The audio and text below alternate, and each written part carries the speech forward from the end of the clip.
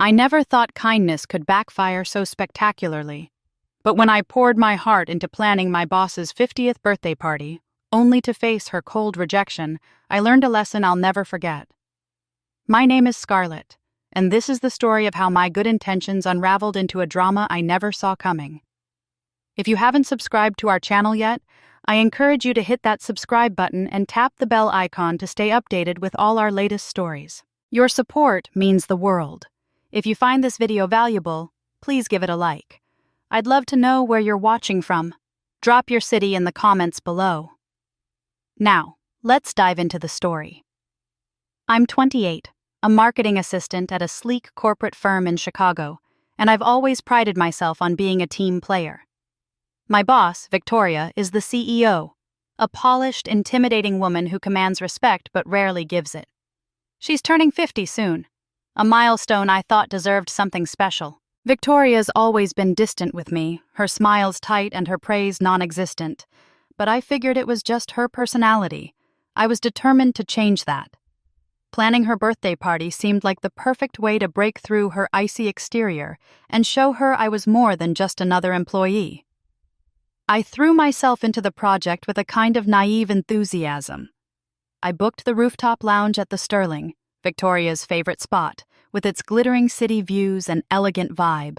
I spent hours curating a menu of her preferred dishes, seared scallops, truffle risotto, the works, after double-checking with her assistant to ensure every detail was spot on. I even hired a jazz trio, knowing she loved live music from her rare mentions of date nights with her late husband. The guest list was a mix of her closest clients, a few board members, and her 3 adult kids, Lucas, Chloe, and Mason. I sent them invites early, hoping they'd want to pitch in. They didn't. Lucas, the eldest at 27, barely glanced at my email before replying, "Sounds like you've got it covered." Chloe, 25, laughed when I called her, saying, "Why would I care about Mom's party? Do whatever." Mason, the youngest at 23, didn't even bother responding. I was stunned. This was their mother's 50th, a once-in-a-lifetime moment, and they acted like it was a chore. Still, I brushed it off. Maybe they were busy. Maybe they trusted me to handle it. I wasn't going to let their apathy ruin my vision. My coworker Nathan caught me stressing over table settings one evening and raised an eyebrow. "Scarlett, why are you killing yourself over this? Victoria's not exactly your biggest fan." I laughed, waving him off. "She's tough, sure, but who doesn't love a great party? I want her to see I'm not just pushing papers. I care about this company." Nathan leaned back in his chair, skeptical. "You're too nice for your own good. Her kids should be doing this, not you. Don't be surprised if she doesn't even say thanks." His words stung, but I ignored them. I'm a people person. I hate the idea of anyone disliking me, especially my boss. If I could pull this off, maybe Victoria would finally warm up to me. Maybe her kids would see I wasn't some outsider. So I kept going, paying deposits out of my own pocket when the company card hit its limit, promising myself it'd be worth it. I handpicked the floral arrangements, white orchids, Victoria's favorite, and confirmed the RSVPs, my excitement building with every detail. The day before the party, I stopped by Victoria's office to share the final plans. My heart raced as I knocked on her door, a binder of notes tucked under my arm. She was on a call, her voice sharp, but she waved me in. I stood there, waiting, feeling like a kid about to present a school project. When she hung up, I launched into it, describing the venue, the menu, the music. Her face stayed blank, her eyes flicking to her computer screen. I faltered, my voice catching. "So, everything's set for tomorrow," I finished, forcing a smile. "I think you're going to love it." Victoria leaned back, her gaze cold. "Sounds ambitious, Scarlett. Let's hope it's not a waste of everyone's time." Her words hit like a slap. I mumbled something about checking the caterer and left, my cheeks burning. Had I misread her all along? Was Nathan right? I shook off the doubt, telling myself she was just stressed. Tomorrow, when she saw the party, she'd understand how much I cared. I went home, triple-checked my to-do list, and fell asleep picturing her smile as she walked into the Sterling.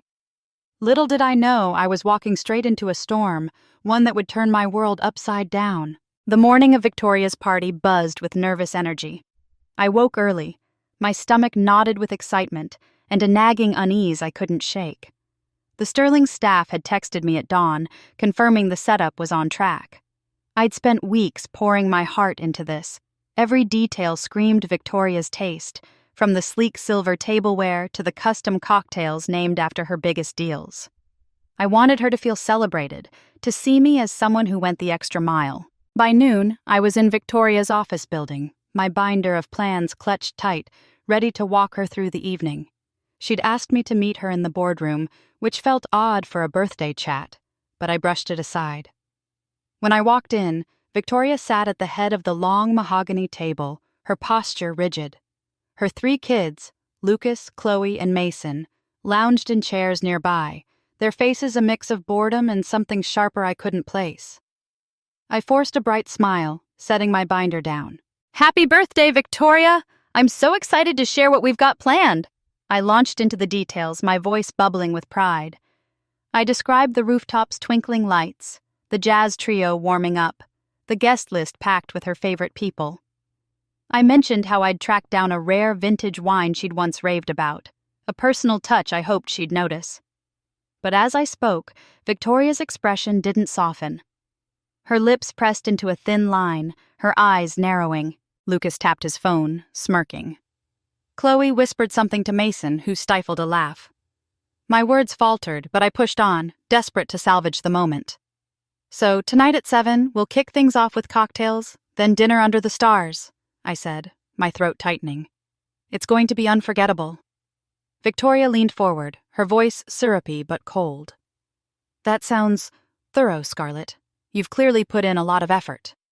She paused, her gaze slicing through me. "But I'm afraid there's been a change of plans." My heart stuttered. "A change? Is something wrong with the venue?" No, the venue's fine." She waved a hand, dismissive. "It's just that I've decided this should be an executive-only event. A more intimate affair. You understand, don't you? As an assistant, you're not quite at that level." The room spun. I blinked, my binder slipping in my sweaty palms. "Not invited?" My voice cracked. "But I planned everything. I paid for half of it myself." Victoria's smile didn't reach her eyes. "And we appreciate your enthusiasm. But this is a milestone for me, and I want it to reflect my inner circle. I'm sure you'll agree it's for the best." Lucas snorted, not even pretending to hide it.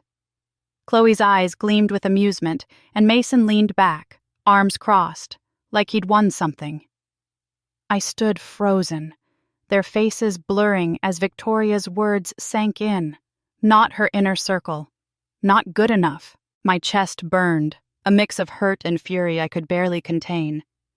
"I don't understand," I said, my voice sharper now. "I did this for you. I thought—" "You thought wrong," Victoria cut in, her tone final. "And frankly, Scarlett, your overreach has been noted. I'm restructuring the team, and your position is no longer needed. Consider this your notice." The air left my lungs. Fired? After everything? I stared at her, searching for a hint of regret, but her face was stone. Lucas chuckled under his breath, and that snapped something inside me. I straightened, my hands trembling, but my voice steady. "You're firing me because I tried to do something nice for you?" I asked, loud enough to make Mason flinch. "I spent weeks on this. I paid for your party while your kids did nothing. And this is how you thank me?" Victoria's jaw tightened. "Don't make a scene, Scarlett. It's unbecoming." "Unbecoming?" I laughed, bitter and raw. "You know what's unbecoming? Treating someone like garbage after they bend over backward for you." I grabbed my binder, my knuckles white. "You don't want me there? Fine. You don't get your party either." I stormed out, their silence ringing in my ears. In the elevator, I dialed the Sterling, my hands shaking as I canceled the reservation. "Yes, everything," I told the manager, my voice thick. "No party, no guests, done." As the call ended, I leaned against the wall, tears stinging my eyes. Victoria's betrayal cut deeper than I'd expected, but I wasn't done. Not by a long shot. The sting of Victoria's words lingered like a bruise, but I wasn't about to let her win.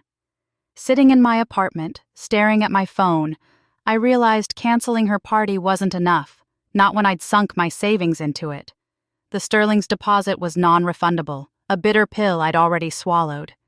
Then it hit me. Why waste a perfectly good venue? If Victoria didn't want her party, I'd throw one of my own. I texted Nathan first, my fingers flying. "Party at the Sterling tonight. You in?" He called back instantly, his voice a mix of concern and curiosity. "You're serious? After what happened?" "Dead serious," I said, pacing my living room. "Victoria doesn't get to ruin this. Bring whoever you want." By afternoon, I'd rallied a crew. Nathan, a few coworkers I trusted, and some old college friends who never said no to a good time. I called the Sterling's manager, explaining I'd repurposed the event. "Keep the setup," I told her, "but ditch the stuffy vibe. Make it fun." The jazz trio was swapped for a DJ, the formal menu traded for sliders and martinis. I wanted laughter, not Victoria's sterile elegance. That night, I stepped onto the rooftop, my heart pounding. The city sparkled below, the air warm with possibility. My friends arrived in waves, their cheers washing away the morning's humiliation. Nathan slung an arm around me, grinning. "You turned her snub into a flex, Scarlett. Respect." We danced under the string lights, the music pulsing through the crowd. I caught my reflection in a glass panel, smiling, alive, free. This wasn't Victoria's world anymore. It was mine. Someone handed me a drink, and I raised it high. "To new beginnings!" I shouted, the crowd echoing back. For the first time all day, I felt like myself again. I posted a few photos online before bed, the rooftop glowing behind me, my grin defiant. I captioned them, "When life hands you lemons, throw a party." Subtle enough, but anyone who knew would get the jab. I fell asleep buzzing with adrenaline, certain I'd reclaimed the night.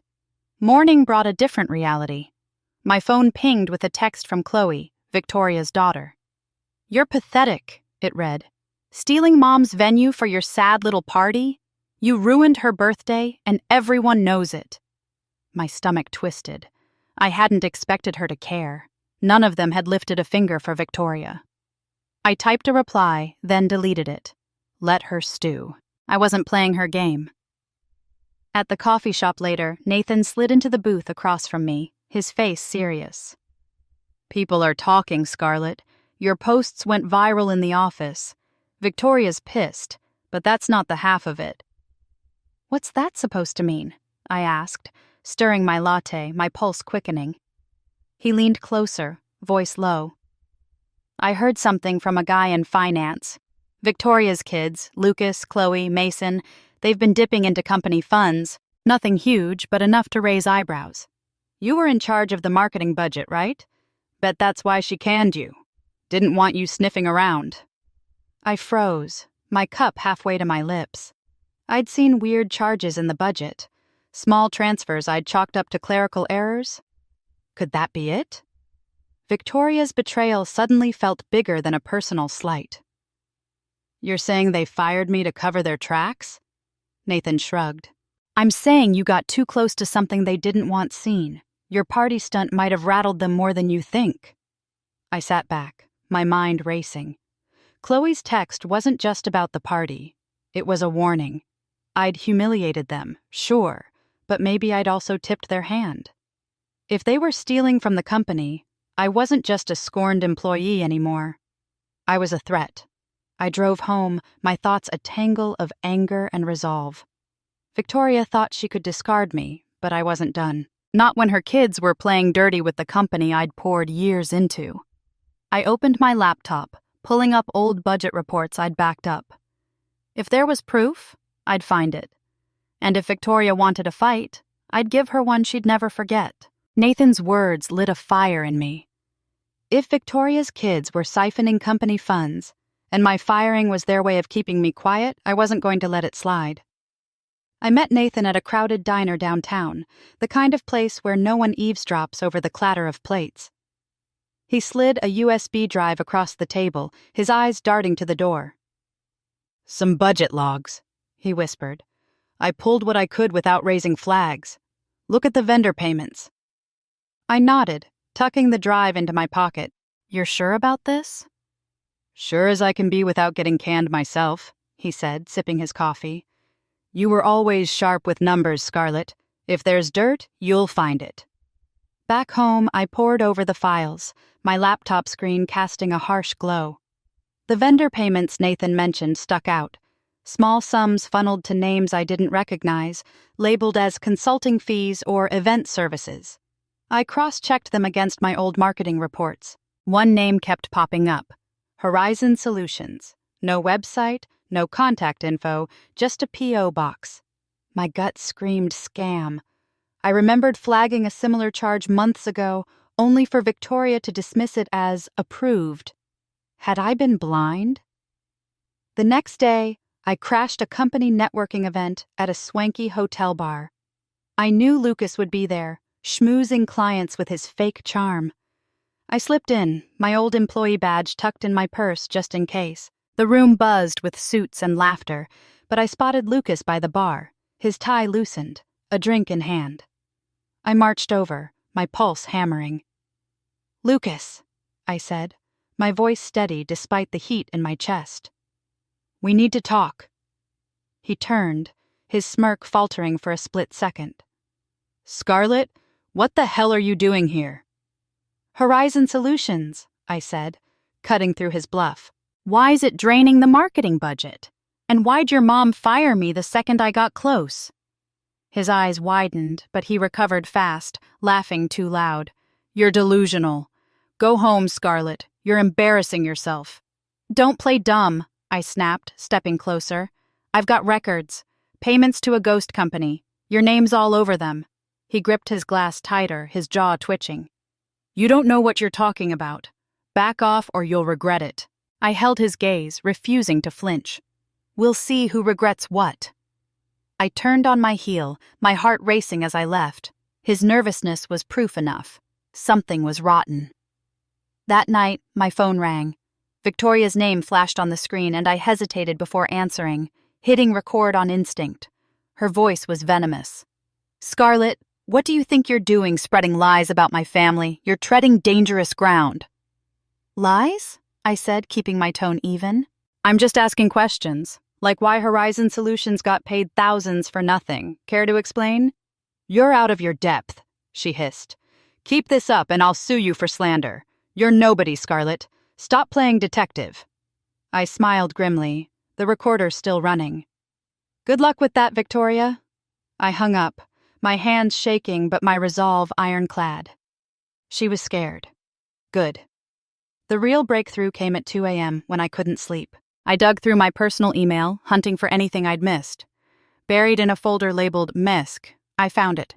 An accidental forward from Mason, sent months ago when I'd asked him for event vendor contacts. It was an email chain with a competitor's exec discussing data sharing for a hefty price. Mason had written, "Mom won't notice if we're careful." My blood ran cold. This wasn't just skimming funds. They were selling company secrets. I leaned back, staring at the screen. The pieces clicked together. Victoria's kids weren't just lazy, they were reckless, betting the company's future for quick cash. My firing wasn't personal, it was damage control. But now I had proof, and I wasn't letting it go. Victoria thought she'd silenced me, but she'd only lit the fuse. Mason's email burned a hole in my mind. Selling company secrets wasn't just unethical, it was a betrayal of everyone who'd built the firm, including me. I couldn't let it slide. The next morning, I contacted Elena, a board member I'd always respected for her no-nonsense attitude. Over a tense call, I shared the email and Nathan's budget logs, careful not to sound vengeful. "Check the accounts," I urged. "Something's wrong, and I think it starts with Victoria's kids." Elena promised to dig in, her voice sharp with concern. I thought I'd bought some time, but Victoria moved faster than I expected. That evening, my apartment buzzer blared. I checked the camera. Victoria stood outside, flanked by Lucas, Chloe, and Mason, their faces taut with anger. My stomach lurched, but I buzzed them in. No running from this. They stormed into my living room, Victoria's heels clicking like gunfire. "How dare you!" she spat, her eyes blazing. "You think you can smear my family with your lies? You're nothing but a disgruntled employee looking for revenge." I crossed my arms, standing my ground. "Lies? I've got proof, Victoria. Your kids are bleeding the company dry, and you know it." Lucas stepped forward, his voice low and menacing. "You don't scare us, Scarlett. Whatever you think you've got, it's nothing. Drop it." Chloe sneered, tossing her hair. "Yeah, you're pathetic. Crawling to the board like a snitch? You're done in this industry." Mason just glared, his fists clenched, but I saw the fear in his eyes. They were cornered, and they knew it. I took a deep breath, my voice steady. "I sent the board everything. Mason's email to your competitor, the fake vendor payments, all of it. You're not bullying me into silence." Victoria's face paled, her composure cracking. "You have no idea what you're doing," she said, her voice trembling. "This company is my legacy. You're destroying it out of spite." "Your legacy?" I laughed, sharp and bitter. "Your kids are the ones selling it out. I tried to do something good for you and you fired me for it. This isn't spite, it's justice." Lucas lunged toward me, his finger jabbing the air. "You're a nobody. You think you can take us down?" "Enough!" I shouted, pointing at the door. "Get out! The board's already investigating. You're done calling the shots." Victoria's eyes darted between her kids, her confidence unraveling. Chloe muttered something under her breath, but Mason grabbed her arm, pulling her back. For a moment, no one moved. Then Victoria straightened, her voice icy. "This isn't over, Scarlett. You'll regret this." I held her gaze. "Try me." They left, the door slamming behind them. I sank onto my couch, my heart pounding. I'd stood up to them, but the weight of what I'd unleashed hit hard. What if they came after me harder? What if the board didn't act? My phone buzzed an hour later. Nathan. "You won't believe this," he said, his voice buzzing with excitement. "The board just suspended Victoria pending the investigation. Lucas, Chloe, and Mason are locked out of the system. People are freaking out." I exhaled, relief mixing with disbelief. "Suspended? Already?" "Yep. Your email was the spark, Scarlett. They're auditing everything now. Word is the kids are scrambling to cover their tracks, but it's too late." I leaned back, a smile tugging at my lips. Victoria's empire was cracking, and I'd helped pry it open. But I wasn't naive. Suspended wasn't fired, and her family wouldn't go quietly. I stared out my window at the city lights, my mind racing. I'd won this round, but the fight wasn't over. They'd come for me again, and I needed to be ready. Victoria's suspension sent shockwaves through the company, but I barely had time to process it before the investigation's results hit. Elena called me a week later, her voice clipped but grateful.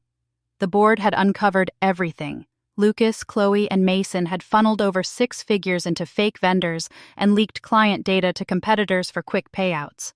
The evidence was airtight: bank records, emails, even text messages they'd been too careless to delete. The board fired all 3, stripping them of their titles, and Victoria, implicated by her oversight, was forced to resign as CEO. Her legacy, the one she'd screamed about in my apartment, was in tatters.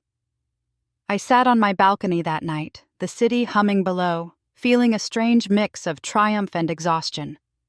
I'd exposed them, but at what cost? My phone pinged with an email from HR. My old job was mine if I wanted it, with a raise to sweeten the deal. I stared at the offer, tempted for a fleeting moment. Then I deleted it. That chapter was closed. I wasn't going back to a place that had chewed me up and spit me out. Nathan met me for drinks the next day, his grin infectious. "You're a legend, Scarlett. People are calling you the whistleblower who saved the company." I rolled my eyes, sipping my gin. "I just wanted to throw a decent party. How'd we end up here? You stood up to Goliath, he said, clinking his glass against mine. Now what? I'd been thinking about that. With Nathan's encouragement, I'd started sketching out a plan for my own marketing firm.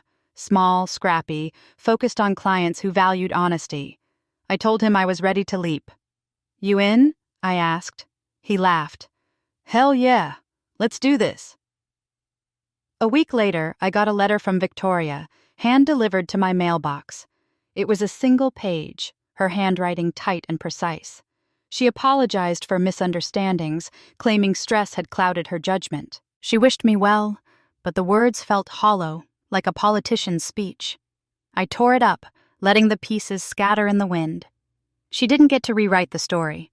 Life moved fast after that. I leased a tiny office space, just big enough for a desk and a dream. Nathan and I spent late nights building our pitch deck, fueled by coffee and bad takeout. To celebrate our first client signing, I hosted a gathering in the new space. Nothing fancy, just pizza, music, and a handful of friends who cheered me on. I stood by the window, watching them laugh, and felt something settle in my chest. This was mine. No one could take it away. The final twist came a month later, over coffee with a former colleague. She leaned in, her voice low. You hear about Victoria's kids? Lucas is selling cars at some dealership. Chloe's waiting tables and Mason's doing odd jobs. They're scrambling, Scarlett.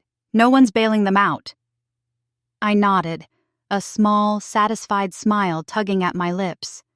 They'd built their lives on shortcuts and lies, and now they were learning the hard way. It wasn't revenge. It was consequence.